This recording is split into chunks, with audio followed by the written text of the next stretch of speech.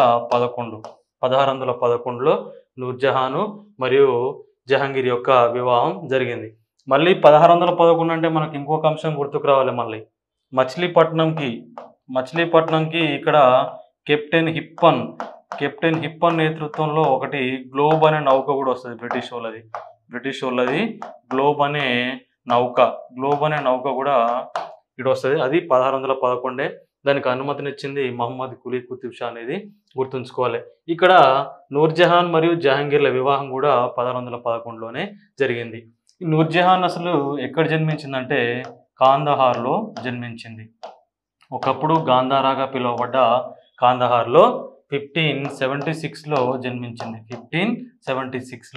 జన్మించింది.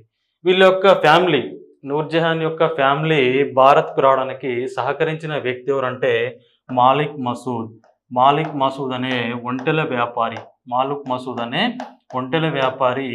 ఈయనే వాళ్ళ యొక్క కుటుంబం భారత్కు రావడానికి సహకరించిండు.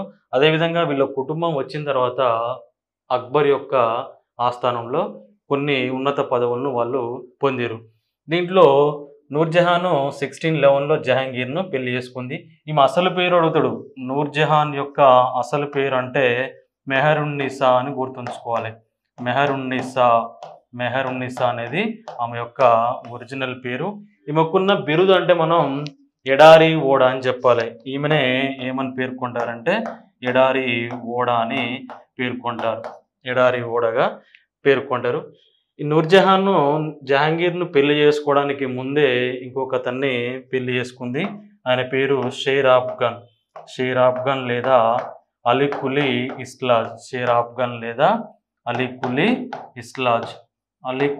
ఇస్లాజ్ అనే ఆయనను వివాహం చేసుకుంది. వీళ్ళకొక కూతురు కూడా జన్మించింది. ఆమె పేరు లాడ్లీ బేగం. ఈ లాడ్లీ బేగంను జహాంగీర్ ఒక కుమారుడైనటువంటి షహర్యార్కి ఇచ్చి పెళ్లి చేసింది. జహాంగీర్కు 4 కుమారులు ఉంటే అందులో షహర్యార్ అనే ఆయనకి ఇచ్చి పెళ్లి చేసింది.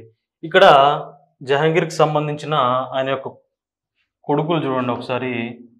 Khusro, next Shahryar, next Khurram.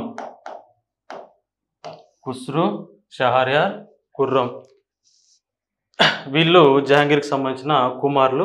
దాంట్లో షహర్యార్ అనే ఆయనకి లాడ్లీ బేగం ఇచ్చి పెళ్లి చేసిరు. ఖుస్రు ఎవరి కొడుకు అంటే మనుబాయి అని ఉంటుంది. జహాంగీరు మనుబాయి వాళ్ళిద్దరికి జన్మించిన